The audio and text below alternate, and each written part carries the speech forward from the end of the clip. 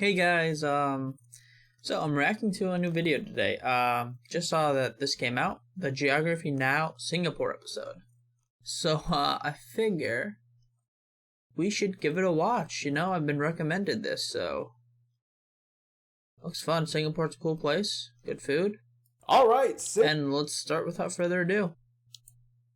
Singapore. If any of you guys saw my older videos, you'll know I had the amazing experience of visiting this country a couple years ago. My Singaporean friends Nigel, Ben, and Kevin will be appearing again in this episode. I will say, I get why Singapore is such an internationally renowned hotspot. And that's cool. He's been to Singapore, so he actually has some experience there. That's cool. And more personal investment, I'd guess. It's a small country with big ambition. It went from a few dilapidated wooden stilt homes and boating fishermen to literally a boat on top of 3 skyscrapers. Either way, one thing's for sure. Singapore definitely isn't Singapore. Is it my turn? It's time to learn geography now! Hey everybody, I'm your host Barbs. Welcome to the Jewel of Asia, the only place in the world to have gotten their independence against their will. We'll get into that later. But one thing you can do on your own will is... It is like the Jewel of Asia, yeah. That's pretty cool. Get a Geography Now mug or t-shirt or drawstring bag at geographynow.com. It's not selling out if it's my brand. Oh shit. In any case, get ready because we're about to look at the globe and find this gem of a nation in 3, 2... Singapore, or Pulau Ujong. Anyway, it's the world's only island city-state. Something is clearly happening here. So Didn't really know its Malay name, so that's cool. let's go to the globe. First of all, the country is located in Southeast Asia, just at the southern tip of the Malay Peninsula. To the west, you have the Strait of Malacca, and to the south and east, you have the Riau Islands of Indonesia. Singapore is made up of one main island, Singapore, which makes up about 95% of the country's landmass, as well as 63 other smaller satellite islands and islets. More are actually set to come, as they do extensive land reclamation projects, creating new artificial islands. In fact, to this day, Singapore has actually increased its landmass by 22% since independence through land reclamation. In fact, if you look over here at the Tuas Peninsula, you can even see it is currently being reclaimed every day and is set for completion by 2030. That's pretty cool.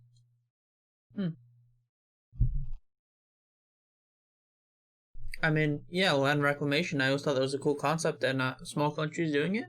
Why not?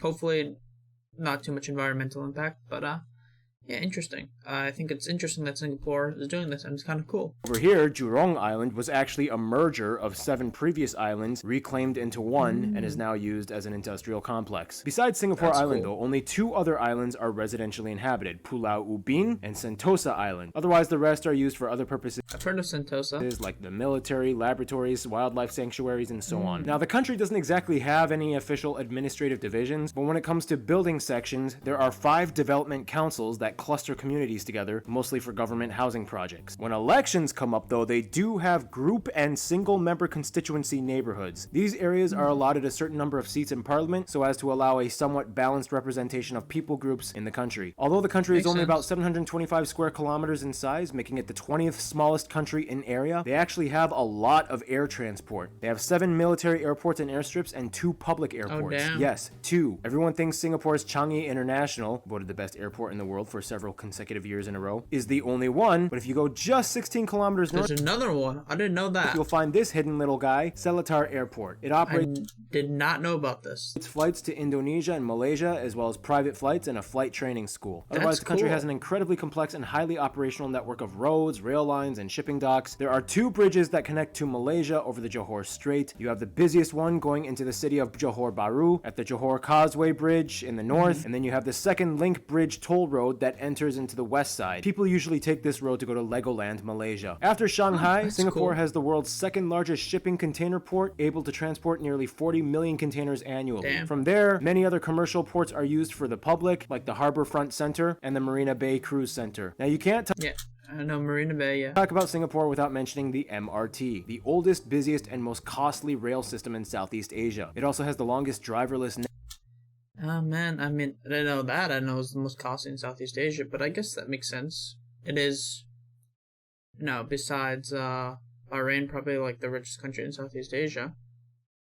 So I guess that makes sense. And it's a small country, so it's able to get around with a good rail system, good mass transit system. So I feel like public transportation is a good thing if used correctly and maintained well. So why not? Network in the world and some of the deepest subway tunnels in the world. And Oh, finally, fun fact, Christmas Island and the Cocos and Keeling Islands were at one point a part of Singapore under British rule, but then were transferred to Australia in 1957. For real though, the Didn't know airport that. is so cool. So, going back It to... is, yeah, Changi Airport's probably the best in the world, right? At least that's what I've heard. Or I heard Incheon in South Korea is also really nice too, so. Infrastructure. Singapore is kind of internationally renowned for having very strict laws when it comes to things like car and home ownership. Basically, all cars are I mean, strict laws are kind of necessary in a country that small. required to have an IU, or in-vehicle unit, a device that's installed in the windshield and is basically a prepaid account that has money deducted from it when you drive under the ERP toll passes. On top of that, owning a car is pretty difficult enough as it is. Here is Ben to explain. That's good. It should be kind of difficult. Public transportation should be incentivized, yeah. And you do kind of have to make sure that taking a car is not really a good investment, so makes sense. The government highly advocates for the use of public transportation like the buses Exactly, that's what I was saying. and the metro system, which in Singapore we call the MRT. And on top of that, in order to regulate the number of car owners and the number of cars on the road, in Singapore, if one wants to buy a car, we not only have to pay for the car itself, we have to pay for the certificate of entitlement. And that certificate, that piece of paper, can go up to $30,000. And that $30,000 actually varies according to the season. Because what happens is this COE often goes by a balloting system. And this COE lasts for a period of 10 years. After 10 years, you have the option of renewing the COE for another 5 years, or you have to scrape the car and get a new car and get another new COE for another 10 years. Damn, expensive. Ta-da! Crazy rich Asians. And Ben, about home ownership, explain. How does it work in Singapore? What's the HDB? Go. If I am not wrong, I think 90% of the land here in Singapore belongs to the country. HDB is in charge of building apartment buildings for most Singaporeans to live in. So about 80% of the Singaporean populations. And A lot of this stuff I actually I've heard about before, especially the HDBs. Right, what is it? HDB or HBD? Or HDB. Okay, yeah, Housing Development Board. Yeah, I've heard about this before. Heard it might be a bit more expensive for foreigners, and you kind of have to rent with someone that's native, I heard. But for citizens, I heard it's probably the best option, you know. Though there are condominiums and stuff, but yeah, this is like the cheapest option and best option. It lasts for like 99 years, I think, the lease. Although, yeah, interesting. I mean, and they kind of have to be like taken down or rebuilt or something after 99 years. Something like that. Which is good because, you know, you have to rebuild it, you know, and you're keeping up modern infrastructure, so that's good, actually. Yeah, I always thought it was kind of cool.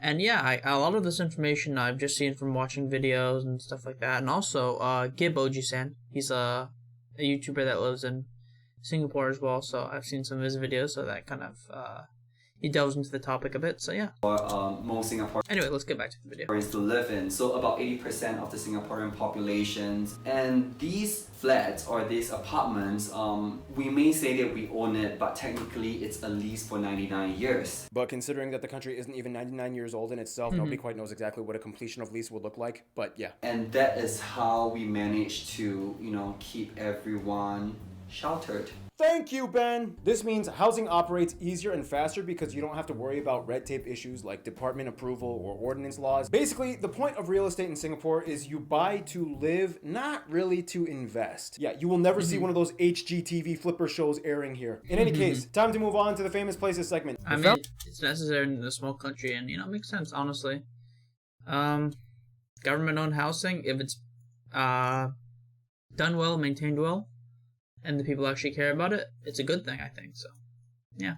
Mountain of Wealth. Orchard Road has like the best shopping. Chinatown with the street market and Buddha Tooth Relic Temple and Museum. Kampong Glam with Haji Lane and the Sultan Mosque. Little India with the Mustafa Center and the Sri Veeramakaliamman Temple. Halpar Villa, Universal Studios, the Night Safari, the Henderson Waves, Jurong Bird Park, Marina Bay Sands and the Rooftop Infinity Pool. I know about that, I've seen that before. So many museums, cemeteries, and art galleries, and probably the most iconic landmark. Yeah, I've seen that. in images and Park videos. the gardens by the bay with the super trees and the cloud forest and flower dome. Yeah, those super trees are really cool. I was lucky enough to see them when I visited. It's crazy how much Singapore puts an emphasis on coalescing concrete with nature. Which brings us to... True. Now, Singapore gets its name from the word Singapura, derived from Sanskrit meaning lion city, even though there's That's no cool. lions here. Nobody knows exactly why it's called Singapore then, but the more popular theory comes from the Malay annals, claiming that this guy sailed here, and in the 13th century it was like, Whoa, I think I see a lion. Is that a lion? No, there are no lions in this part of the world. That must have been a tiger. Nope, too late. I already saw it. I already made up my mind. Singapore. so yeah, that's basically it. Are there not really? I don't know if there is any in Southeast Asia. I mean, I'm guessing. Yeah, I think there is tigers, because I know there are tigers in South India and on the eastern side. So yeah, I guess there are tigers in Southeast Asia, but I don't know about lions. Huh? I know there's lions in. Actually, I'm not sure, honestly. I figured there used to be lions though, like a while ago. They just went extinct due to human contact, but I'm not 100% sure, so I don't know.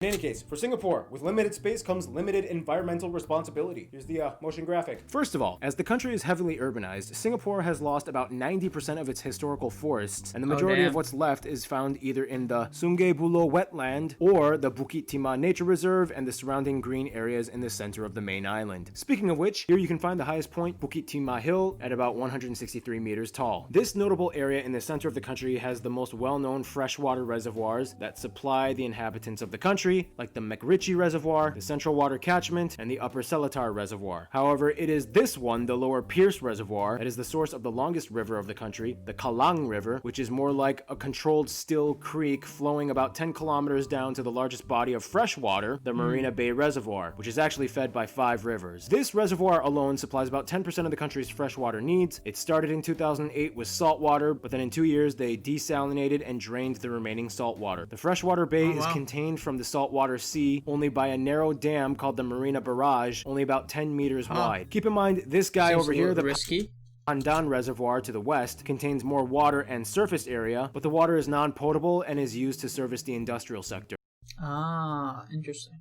As the island only lies about 1.5 degrees north of the equator, they have a tropical rainforest climate with relative uniform temperatures throughout the year. However, for 9 months of the year, they experience 2 monsoon seasons between November to March and June to September. On top of that, they have an average 84.2 humidity level, and it's not uncommon Damn. Oh my god, that's too much humidity. to go up to 100%, especially on rainy days. Yep, Oh, pretty no. rainy. In fact, there's even a saying. By the rain, by the sweat, either way, you will get wet. It's like Florida. I'm like Florida man, I think. Yes, Keith, you are a Florida man. For what it's worth though, as the country becomes more urban and developed, they are trying to preserve as much nature as they can, which is kind of a challenge. I mean, it's like skyscrapers coming up everywhere. What are you gonna do? One very creative way they've been doing so is through the tactic of fusing their concrete and steel foundations.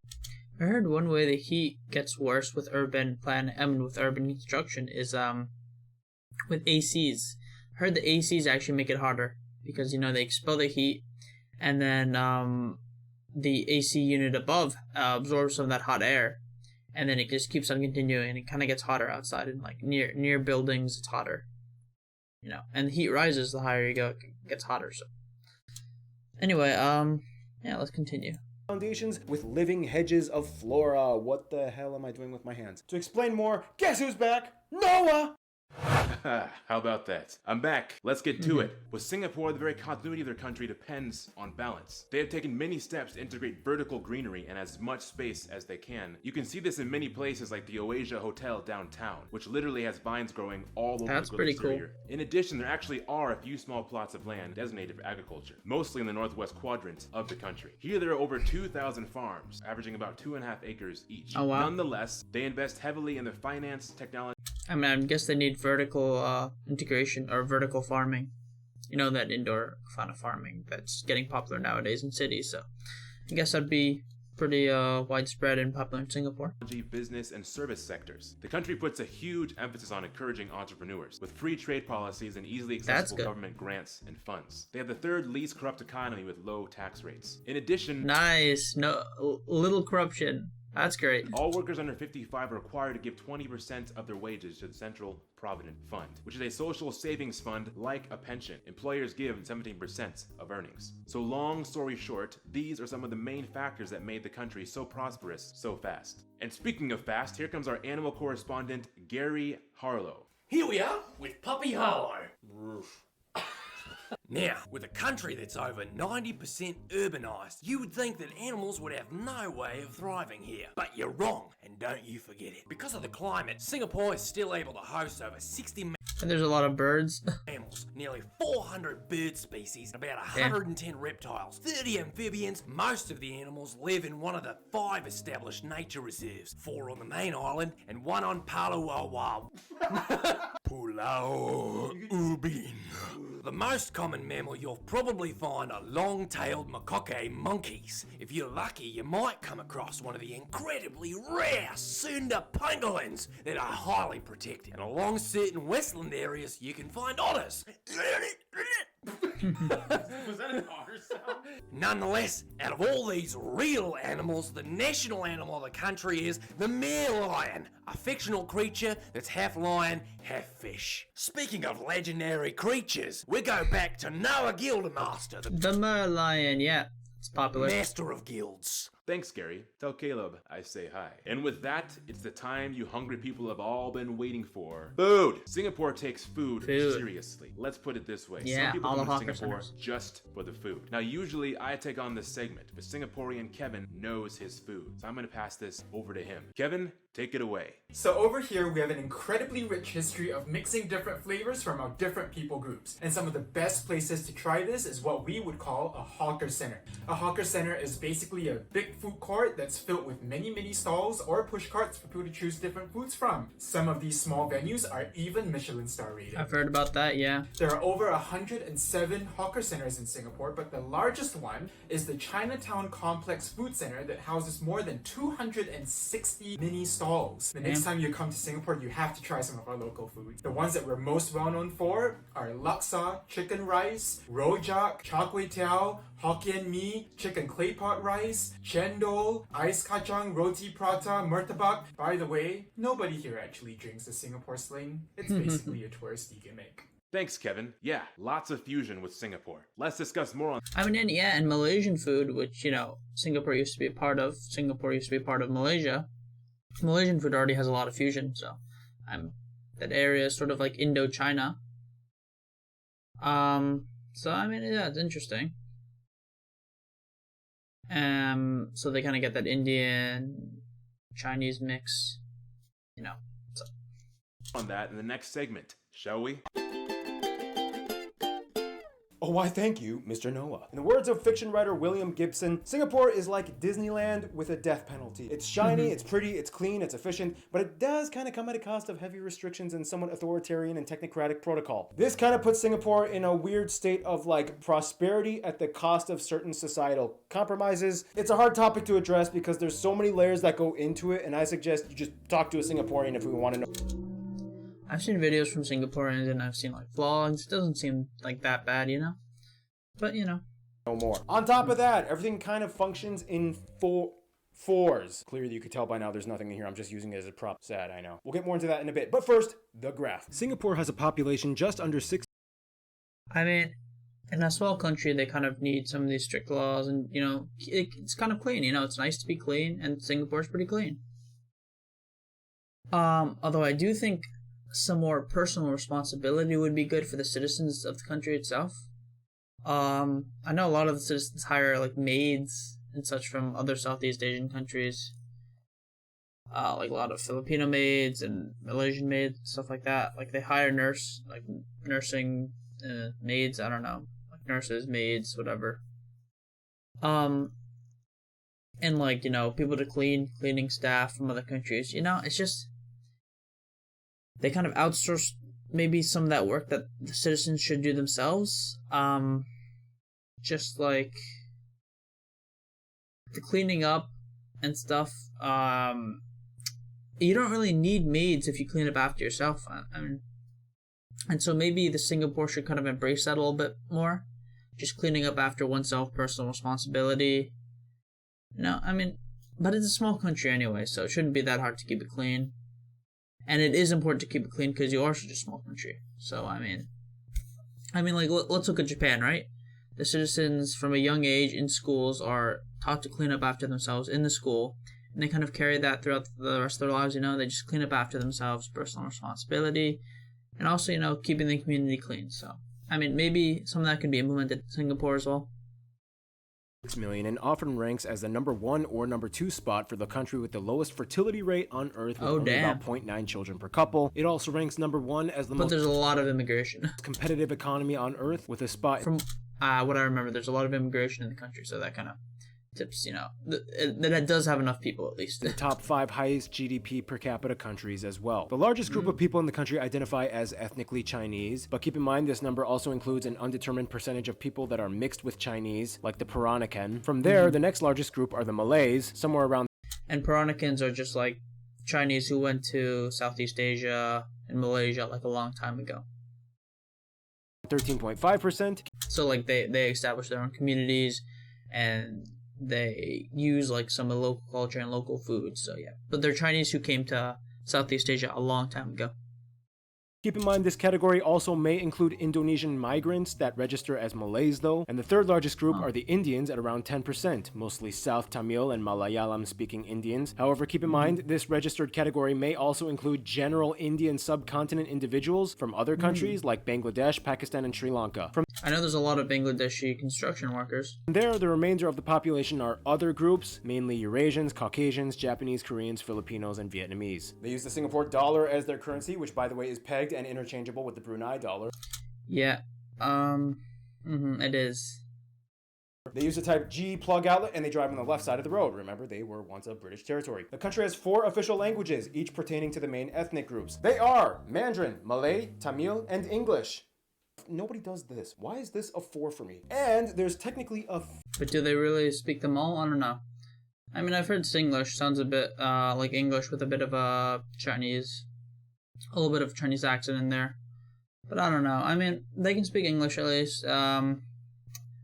I've seen some street interviews for Mandarin, so I don't know if the Mandarin is as good, but yeah, it's cool though. It's cool. Having multiple languages is cool. Maybe they should be more taught though, and more learning in the languages themselves. So like immersive learning. Yeah, immersive learning really helps with language learning. But I have heard Singapore has really good schools, so I'm sure it's implementing these strategies already. So yeah, I mean, America could definitely do with a lot of these strategies. Although, it would not need to be on a much wider scale, of course. 5th way of speaking, Singlish, which is kind of like an English Creole that mixes all the languages. Okay, here's the guys explaining. Yeah. So in Singapore, there is a local slang that's called Singlish. And Singlish is basically English that incorporates elements of Chinese or Malay into it. Like la, which we use as an emphasis before or after a sentence. For example, the weather is so hot lah. Aya, siao ah. Got so many of these terms, you go online and check, okay? I very tired lah. Another way of speaking Singlish is by mixing the different languages we have here in the country together. Uncle, 我要一杯teh o kosong peng. So uncle is in English. 我要一杯 is Mandarin. Teh o kosong peng, it's a mixture of dialect Hokkien and also the Malay language. Now, when you're buying food in a hawker center and you're not going to be able to eat it there and you need to take away, you can tell the uncle that you need to tapao. Uncle? Sounds like America, there's a lot of takeaway. And like doggy bags, we say in America, if you want your food to go. Or if you want to pack up the food you already have. Like, the American portions are pretty big, so that's what we usually say at the end. Can I have this food to go? Instead of eating it all at once. So we have leftovers. So, 1 chicken rice, please. Tapao. Thank you guys. Now, in a way, you can kind of see Singapore as a tri-ethnic or plurinational country. Kind of like Belgium with the Walloons and Flemish, or Bosnia and Herzegovina with the Serbs, Croats, and... There's also a tiny minority of Germans, so... in Belgium. Bosnians, actually. Oh yeah, and also Bosnia and Herzegovina, I guess, or Croatia, I don't know. Oh wait, but yeah, Bosnia and Herzegovina is also like multiple people groups as well, I think so. Bosnia and Herzegovina is not the best example because all 3 are basically the same thing, but... Yeah, kind of true, they are kind of really all, they're all kind of like the same ethnic group if you think about it, but yeah. I guess that's true. Europe is, the people are not as separated. Like they're like genetically they're kind of similar, but yeah, whatever. But you get the point. And the country is kind of yeah, that was a tangent. Calibrated to preserve this social structure. Like, you're required to register your ethnic group on your papers and passport. This has been kind of like a slight inconvenience for some people of mixed ancestry, like the Peranakan, which are kind of like descendants between Chinese and Malays, and they're kind of like their own unique people group. However, these days, more people are mixing ethnic lines and giving birth to biracial children. This has led to them adding a mixed race option on paperwork in 2011, which adds a whole new dimension to society. Yeah, here's Nigel explaining a little bit more. And a lot of Malay people are Austronesian. I mean, a lot of them are Mongoloid as well. They'd usually be Chinese Malaysian if they're Mongoloid. But yeah, Malay people might just be more Austronesian, which is like a group native to Southeast Asia, originally coming from Taiwan. So, yeah. But I mean, there's been a lot of Mongoloid influence and peoples coming in. So, like Thailand, right? Thailand is originally from sort of China. Like it's I think it's from like northern China or something, and they migrated down all the way to Southeast Asia. So it's pretty interesting. Although the languages, I don't think the language is Sino-Tibetan, but I'm not sure. But it is pretty distant though. But still, it's pretty interesting that Thai people, like the Thai, the Lao, and some other groups in India, they actually came from China, but they're not Chinese. More on that. Today, the four most common languages. But anyway, yeah, I mean that just gets me down to the fact that in Southeast Asia, Austronesian people are like the native group, probably the most common. Which are English, Malay, Chinese, and Tamil. Now these languages can be seen on the street signs, advertisements, and public notices. We also have dialects, which are spoken but unwritten languages. Oh yeah. Telugu, Malayali, Punjabi. Oh, Telugu is South Indian. I think Malayali is also South Indian. And Punjabi is actually North Indian, so that's pretty interesting. Hokkien is a Chinese dialect. I think, Hokkien is a Chinese dialect. Cantonese, of course. It's more of a language itself. Cantonese, you could kind of group it under Chinese because they use the same writing system as Mandarin. Although usually traditional in Chinese they write in compared to Mandarin, which they usually write in simplified Chinese. Although if you go to Taiwan, they write in traditional Chinese as well. Anyway, Hokkien is a Chinese language from my understanding. It may be a dialect. I know Cantonese is its own language as well, although it's oftentimes called a dialect. And Hakka, I'm not sure about Hakka, but I know it is. I think it's a separate language. So Hakka is a Chinese language, of course. But the people group, they migrated from the north of China to the south of China. So, and like Southeast Asia, I'm guessing. So yeah, the Hakka are another group, kind of similar to the Peranicans, but I don't think they went as south. But yeah. Oh shoot, the sound. Taught the importance. These languages can be seen on the street signs, advertisements, and public notices. We also have dialects, which are spoken but unwritten languages. In school, students are taught the importance of racial harmony, and we also have a day which celebrates this diversity. Our history began with the Malays as the first inhabitants. People from China, India, Europe, and other countries started settling down in the early 19th century. When it comes to housing, it's quite natural for people to want to live in a community where their neighbors speak the same language and share the same culture. But to prevent ethnic enclaves, an ethnic I've heard about this. quota was implemented for public housing. So a certain ratio is assigned Percentages vary, but are usually parallel to the race population of Chinese, Malays, and Indians. to each block, denominating the percentage of Malays, Chinese, Indians, and other races. And by doing this, none of the three major ethnic groups were disadvantaged. Every race is now represented in each neighborhood. Kind of smart, although a little bit, dystopian, but kind of smart. Not a bad idea to implement a bit, Maybe America needs us a little bit, rather than segregating all these people in areas.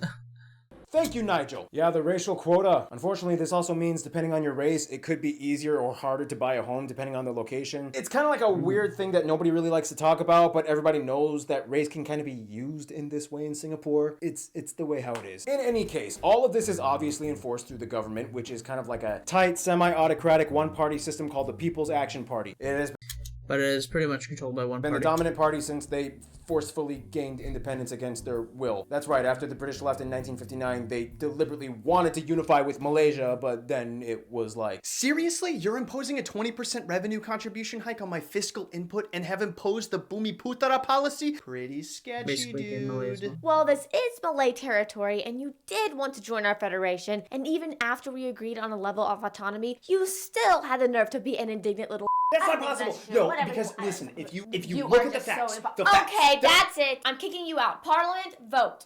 This is what I remember happening, yep. Malaysia kicked Singapore out.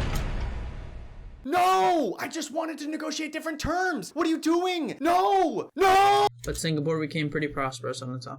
No! It is with great sadness that I must announce that our little island has now gained independence.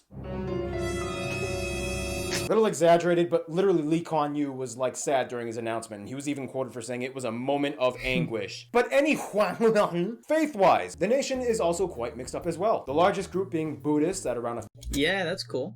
third of the country. The second largest group is actually Christians at nearly a fifth of the country's population. And from there, Islam comes in at third at about 14% of the country. Rounding out at number 4, about 7% are Hindus, mostly from the Indian community. So yeah, that's that. All right, enough from me. In any case, now it's time for the sports part. Usually Art fills in for this segment, but he is literally driving back to LA. He's coming home. And as you know, he can't film while he's in a car. So we need a substitute, which means we're gonna need someone to come in. I guess it's gonna be you, Ian. Hey, fill in for the right. sports part. Sports part with Ian. As a small country that puts more of a cultural focus on business and finance, sports are usually pushed off with less of a national priority. Nonetheless, everything from bodybuilding to badminton can be found here. Competition-wise, their soccer or football team were 4-time winners of the AFF championships. Otherwise, you can see native sports too, like foot volleyball or sepak takraw. Yeah. Oh, wow, you got it. And the martial art silat. Heard of Silat before. Silat sounds cool. Native to Indonesia and Malaysia are often done here as well. As an island nation, though, swimming and water-related activities have always been their specialty. That's cool. Nothing That's was good. more glorious for the country when Joseph Schooling was able to not only compete with, but beat the man he looked up to, Michael Damn, that's cool. Phelps, in the 100-meter butterfly event at the 2016 Olympics. Ah, We still nice love you, job. Michael Phelps. You're awesome. Well, thanks for having me. Art, sorry you're not here. Good luck driving, but do the speed limit. Thank you, Ian. Anytime. Anyway, the cool thing about Singapore is that the people all kind of bring something to the table that everyone can enjoy on a national level. Enough on that from me, though. It's time to hand the reins over to our culture correspondent, Random Hannah.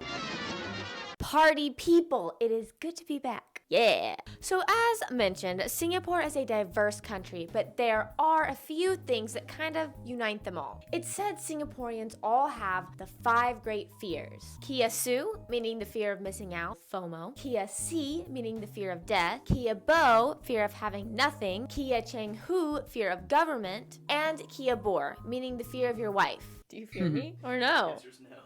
I think that's probably a good thing. I don't want you to be afraid of me. This is why Oh, they're married? Huh. Singaporeans are known for having 2 favorite pastimes, queuing and choping. They hate missing out. It is said that if there's a long line, it has to be for something good. You don't even have to know what the line is for. And chope is the art I've heard of that. Yeah, they just line up, especially if it's for a restaurant, you know? If there's already a long line. They'll queue up for that. Yeah, get the good food, you know? I mean, that is a common teaching or common, like, I guess, common way to do things. You know, line up if there's a long line because the food is probably good. of securing a seat. I've also heard of this. Yep. If you just like leave a napkin or something like that, it's your table. During meal times at restaurants. It's a mad dash. Every man and woman for themselves. To reserve a seat, people will usually place cheap personal items like a pack of tissue or a pen to claim a table. We totally do that here. Due to the former colonial ties to the British, you might notice much of Singaporean culture is anglicized. For example, many people may choose to give English first names to their children. In addition, much of the traditional architecture is a fusion that blends hints of British and Asia. None more exemplified better than the 20th century style shop house. These narrow structures are known for having covered walkways called 5-foot ways to help residents stay dry during the rain while shopping. Certain festivals are celebrated by everyone too, like the Heritage and Food Festivals in July. Their version of Black Friday is called the Great Singapore Sale, where things go up to 70% off. Damn. I'd like that. And you can't forget their National Day, August 9th, commemorating their independence. Singapore also, in a way, has a culture of appreciating discipline. Crime rates are very low in Singapore, partially because ramifications can be severe and corporal punishment is common and accepted, even in schools. Sometimes Singapore is called the Fine City because you can get fines for certain things. Heard it's not as bad though. like in actuality, in practice, I heard it's not as bad, but I don't know for sure. Things like, oh, I thought it meant fine. Fines. You can get fines for eating or drinking on the MRT, playing loud, annoying music in public. Good. Like chewing or selling gum, unless it's prescription. Also, technically, Singapore does not have a I've heard about chewing gum before, and I don't know.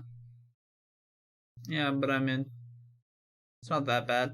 Complete freedom of speech. Even when making debates at Speaker's Corner in Hong Park, they must register the topic with the government. Okay, that is a bit, yeah. That's not that great. I mean, freedom of speech is really important. I mean, I guess it's because it's a loud crowd, like a big group of people. Maybe, you know, I guess that contributes. But I've heard just like people talking and such like that.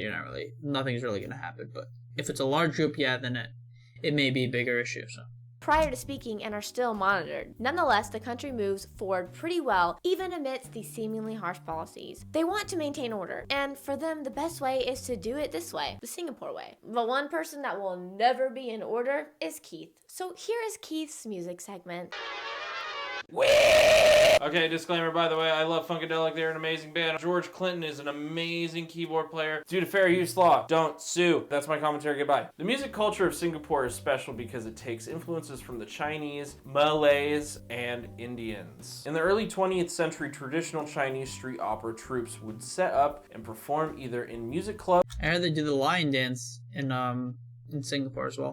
Or during festivals. The art has declined in the past few decades, but you can still find some performances being done, especially at the Chinese Opera Institute or the Chinese Theater Circle near downtown. For the Malay community, it's not uncommon to hear ensembles performances called Don Dong Sayan and Keron Jong. These are usually done at special events and weddings. For the Indian community, South Indian raga ballads are not uncommon, and North Indian Bhangra dances are usually seen at special events as well. In a more contemporary sense though, in the 1960s, they basically had a wannabes Beatles band, you know what I'm saying? Can't buy me love. Just kidding, kind of. Artists started to experiment with bilingual lyrics and pop music in bands like Crescendos and October Cherries. For a while in the 1980s and 1990s, a new genre inspired by Taiwanese country music called Xingyao swept Singapore by storm. Today, pop music has become a more progressive genre with many artists singing in English. They even won the first and only season of,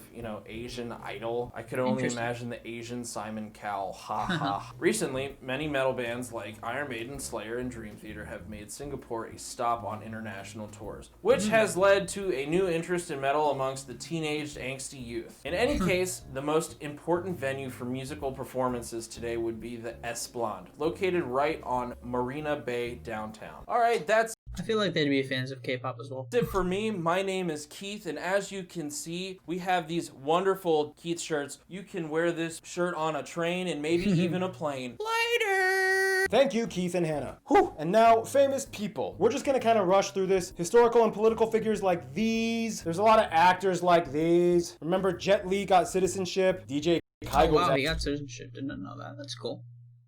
Huh. Actually born here too. And for authors, the guy who wrote Crazy Rich Asians, and there's a lot more. And speaking of crazy and rich and Asians, let's talk about Singapore's diplomatic outreach, shall we? Singapore has virtually no conflicts with any other country, and today they have diplomatic relations with 189 countries. For what it's worth, though, Wow. they know how to play the global chessboard pretty well. For one, they are a member of the Commonwealth of Nations, which of course opens up their ties to 54 other nations across the world in shared cooperation treaties. Generally, That's other cool. Anglophone nations get along with Singapore all around the world, from Africa to the Caribbean, back to Europe. This means, of course, that the UK is a close ally. They have a mutual defense agreement called the Five Power Defense Arrangement, which includes Australia, New Zealand, and Malaysia. They are the fourth largest investor in business, with high levels of stock ownership. And Singapore has a pretty good military effort, and they have conscription, so I mean, that's good. I mean, because they are a small country, so they need to defend themselves. And if they have a good military, it should be pretty easy. So that's good. They have a nice military. Many Singaporeans also either study abroad in the UK or even have family and live in the UK. The USA is a huge partner with a free trade agreement, and the military cooperates frequently. Singapore's Air Force has a detachment in Arizona's Luke Air Force Base, and the Oh, that's cool.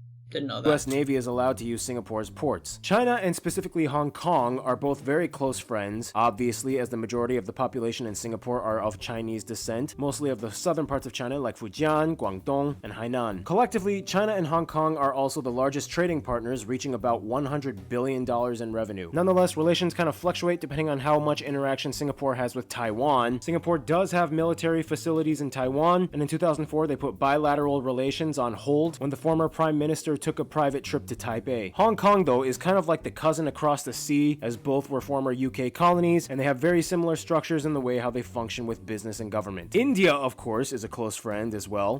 That's good, yeah. India and Singapore, that's good.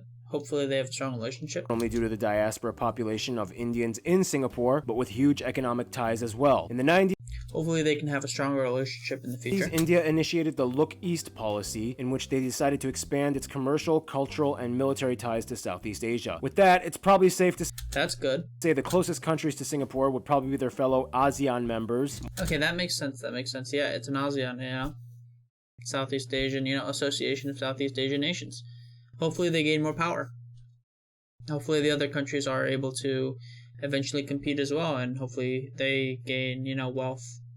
More specifically, Malaysia and Indonesia. Now, with Indonesia and Malaysia, there is kind of like a sieged mentality of past unfavorable events, like the Borneo conflict of '63 that Singapore was kind of dragged into, but they've generally moved on and moved forward. All three countries operate along the Strait of Malacca, the busiest choke point of trade in the world, so they all kind of have to work together. Indonesia is the third largest trading partner, and in 2005 signed a memorandum of understanding. Lots of important resources come from Indonesia, and many Indonesians get along with the Malay Singaporeans, as they have very similar cultures. Malaysia, on the other hand, is kind of like the divorced wife that decided to stay in a business relationship. They are the second largest business partner. Each country is able to easily cross borders and immigrate. The Malays often have family on the other side and intermarry. Singaporeans love crossing into Johor to shop, where everything is like a quarter of the price it would be in Singapore. And overall, the awkwardness of the breakup is pretty much non-existent to this day. All three of these countries are solid together. By the way, I just realized one of you guys sent me. Although you will see a lot of Malaysians, complain about Singapore claiming the food. I mean, it should be able to be both of them. It's both of their foods, although, I don't know. This hat. I should have worn it for the whole video. That's cool. That's a cool hat. In conclusion, with Singapore, everything is kind of about balancing, infrastructure, nature, culture, and the future with the right amount of negotiation, compensation, and discipline. It's just kind of how they do things here. Stay tuned. Slovakia is coming up next. That was pretty good. Pretty damn good. Let's watch the Flag/Fan Everybody, welcome Friday. back to Flag/Fan Friday. Hope you liked the Singapore episode. Oh, and yes, I'm wearing a Geography Now shirt and a Geography Now drawstring bag and a Geography Now mug, all of which you can get at geographynow.com. Come on, hit the ukulele this time. As you know, there's the part where I talk about the things that didn't quite make it into the episode or the small mistakes. First of all, mispronunciation. It's Esplanade, not Esplanade. My mistake. Second of all, the PNG image of Singapore we used in the friend zone is actually an old cutout. The Tuas Peninsula is more extended and has more land reclaimed, as does Tekong Island. And also they have a new shipping container terminal jutting out in the sea at the Pasir Panjang area. And speaking of which, I kind of want to talk more about what each of the main non-inhabited islands are used for. For example, Tekong and Sudong are both military bases. Bukom and Seborok are oil and petrochemical stock sites. The smallest and furthest south island, Satumu, is nothing but a single lighthouse and a guest center. Samacao is the country's only landfill, and it's actually kind of like a tourist spot for some reason. And of course, about Pulau Ubin, been. It's actually a cool tourist spot, and there are no vehicles allowed unless if it's like a government maintenance vehicle. So the only way... Landfill though. I mean, I guess they might need one, but hopefully that can, be underutilized. Hopefully it's not utilized as much. Hopefully recycling and such, play big parts. The way to get around is you have to use a bicycle. They rent bicycles right at the entrance of the ferry pier. The Malays are a protected people group under Article 152, and so is the religion of Islam. They actually have a separate Sharia court and marriage registries in Singapore. And also for Singapore... Well, Islam isn't actually, native to the region, so I don't know about that, but okay. But most Malays are Muslim, but that's only kind of recent. But okay, I mean, interesting. Singaporeans, some of them have dual citizenship, but... Yeah, actually, the region sort of used to be more Hindu and Buddhist before Islam came in, so... But I think it was pretty peaceful, coming, the Islamification of the region. Yeah, I heard it was more peaceful compared to the Middle East. But by the time they reach 18, they have to decide which country they want to have citizenship toward. Totally forgot to mention Singapore reached 18 degrees in Singapore. And also for Singaporeans, some of them have dual citizenship, but by the time they reach 18, they have to decide which country they want to have citizenship. Oh damn, that sucks. It's kind of annoying when countries do that. When you have to choose.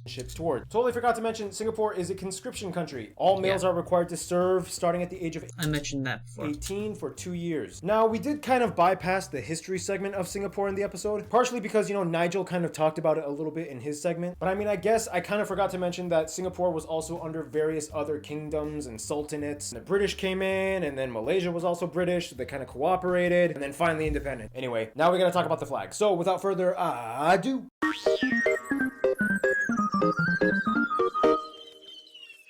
This was such a fun episode to film. It brought back all the memories of hanging out with Ben and Nigel. Anyway, the flag. The flag of Singapore consists of 2 horizontal bands, a red one on top of a white. The red symbolizes universal brotherhood and equality of man, whereas the white stands for the everlasting purity and virtue of the country. In the upper left corner, a white crescent moon and 5 white stars in a circle pattern can be found. The crescent moon serves to signify Singapore's status as a young and up-and-coming nation, and the 5 stars in a circle represent the ideals of democracy, peace, progress, justice, and equality. Now, keep in mind, prior to this, they had very... And it looks like the...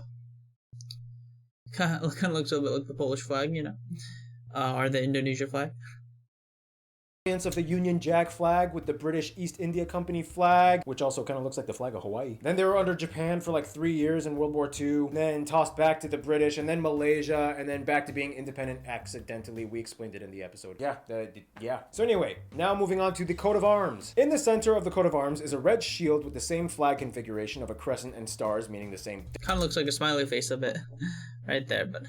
things that they do on the flag, obviously. On the sides are a lion and a tiger. The tiger symbolizes the nation's historical and close connections to Malaysia, which Singapore was a state of from 1963 to 65, while the lion represents Singapore in itself, as the name comes from Sanskrit, meaning lion city, even though lions are not native to Singapore. Again, we also explained this in the episode. Below is the national motto, Majulah Singapura, which is written in gold. It means onward Singapore in Malay, one of the 4 national languages of Singapore. And that's pretty much the coat of arms they've had since independence. So yeah, that's just about coat of arms, it. And you know what that means? Now it's time for Geography fan mail time. Alright, that was fun.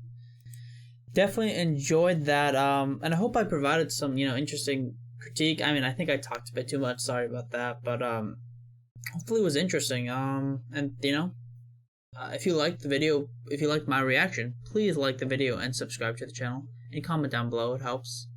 Maybe recommend something for next time. Recommend a new reaction for me to react to. Recommend a new video for me to react to. And tell me your thoughts down below. And yeah, thanks for watching. Bye bye.